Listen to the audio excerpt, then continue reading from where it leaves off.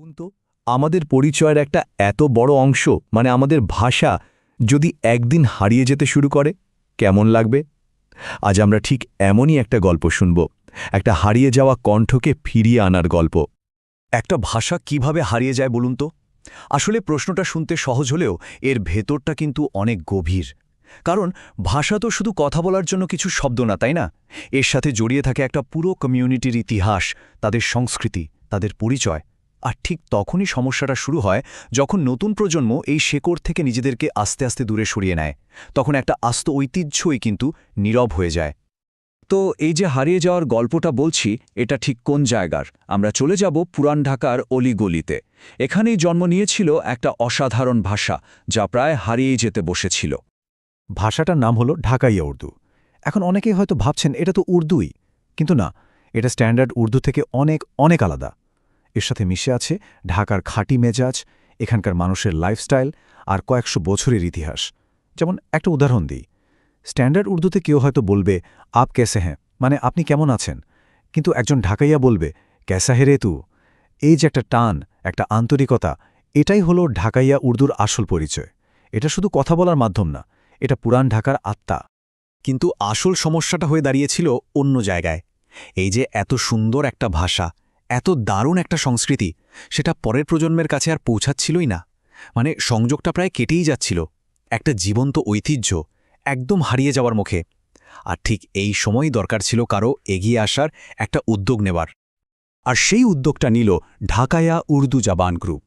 আজকের গল্পের হিরো কিন্তু তারাই, একদল মানুষ যারা একটা প্রায় মরে যাওয়া ঐতিহ্যকে বাঁচানোর জন্য একজোট হয়েছিলেন। চলুন এবার আমরা দেখি কিভাবে তারা এই প্রায় অসম্ভব কাজটা করে দেখালেন।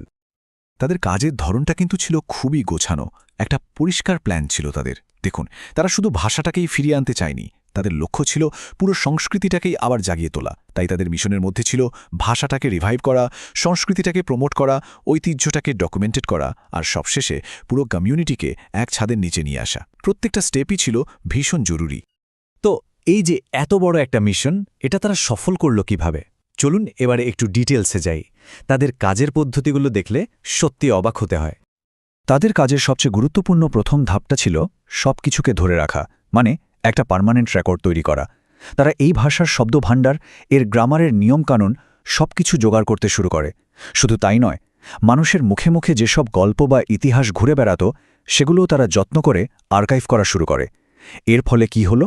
ভবিষ্যতের জন্য, রিসার্চের জন্য একটা দারুণ দরজা খুলে গেল।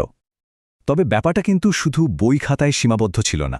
তাদের আসল উদ্দেশ্য ছিল এই কালচারটাকে মানুষের প্রতিদিনের জীবনে ফিরিয়ে আনা, মানে এটাকে একটা জীবন্ত সংস্কৃতি হিসেবে প্রতিষ্ঠা করা। ঢাকাইয়াদের স্পেশাল খাবার, তাদের ঐতিহ্যবাহী পোশাক, স্থানীয় রীতিনীতি, এমনকি মজা মজার লোককথা, সব কিছুকেই তারা নতুন করে মানুষের সামনে তুলে ধরে। আর এর পেছনের মূল উদ্দেশ্য ছিল একটাই, যাতে মানুষ আবারও প্রতিদিনের কথাবার্তায় এই ভাষাটা ব্যবহার করতে উৎসাহী হয়। আর এই পুরো জার্নিতে একটা বিশাল হেল্প করেছে টেকনোলজি। আধুনিক প্রযুক্তি, বিশেষ করে ডিজিটাল প্ল্যাটফর্মগুলো সারা পৃথিবীতে ছড়িয়ে ছিটিয়ে থাকা ঢাকাইয়াদের একসুতে বেঁধে ফেলার সুযোগ করে দিয়েছে। এর ইম্প্যাক্টটা ছিল এক কথায় অসাধারণ। একবার ভাবুন, আগে এই কমিউনিটির মানুষেরা দেশে বিদেশে ছড়িয়ে ছিটিয়ে ছিল, নিজেদের পরিচয়টাই হয়তো ভুলতে বসেছিল। আর এখন তারা সবাই একটা অনলাইন প্ল্যাটফর্মে কানেক্টেড। আর সবচেয়ে বড় ব্যাপার হলো, তাদের মধ্যে নিজেদের ঐতিহ্য নিয়ে একটা নতুন গর্ববোধ তৈরি হয়েছে। তারা অনলাইনে একটা দারুণ ডিজিটাল আর্কাইভও তৈরি করেছে। সেখানে কি নেই? সচেতনতামূলক পোস্ট আছে, বিভিন্ন জিনিস নিয়ে ব্যাখ্যামূলক ভিডিও আছে, পুরনো দিনের সব আর্কাইভাল ছবি আছে, আবার রিসার্চ মেটেরিয়ালও আছে। এই সব কিছুর মাধ্যমে তারা নতুন প্রজন্মের কাছে খুব সহজে পৌঁছাতে পেরেছে, আর তাদের মধ্যে একটা সচেতনতা তৈরি করতে পেরেছে। তো এত বড় একটা সাফল্যের পর স্বাভাবিকভাবেই প্রশ্ন আসে, এই ঐতিহ্যের ভবিষ্যৎ কী? আর এই পুরো ঘটনাটা থেকে আমরাই বা কী শিখতে পারি? এই একটা কথাই সম্ভবত তাদের পুরো কাজের সারমর্ম বলে দেয়। তারা একটা প্রায় ভুলে যাওয়া উপভাষাকে আবার একটা জীবন্ত ভাষায় পরিণত করেছে। যা প্রায় হারিয়ে গিয়েছিল, তাকেই তারা আবার প্রাণ দিয়েছে। এটা আসলে একটা ছোট দলের বিশাল এক অর্জন, যা আমাদের সবাইকে ইন্সপায়ার করতে পারে। সুতরাং শেষ পর্যন্ত যদি আমরা দেখি, এই গল্পটা কিন্তু শুধু কয়েকটা শব্দ বাঁচানোর গল্প না, এটা তার চেয়ে অনেক বড় কিছু। এটা হলো নিজেদের পরিচয়, নিজেদের ইতিহাস আর নিজেদের কমিউনিটিকে ভবিষ্যতের জন্য বাঁচিয়ে রাখার একটা অসাধারণ সফলতার গল্প। আর এই গল্পটা শেষে আমাদের সবার জন্য একটা বড় প্রশ্ন রেখে যায়। আমাদের আশেপাশেও তো এমন কত সাংস্কৃতিক ঐতিহ্য হয়তো নীরবে আমাদের চোখের আড়ালে হারিয়ে যাচ্ছে। এখন ভাবার বিষয় এটাই যে এরপর কোন ঐতিহ্যটাকে বাঁচিয়ে রাখাটা আমাদের সবার দায়িত্ব হয়ে দাঁড়াবে।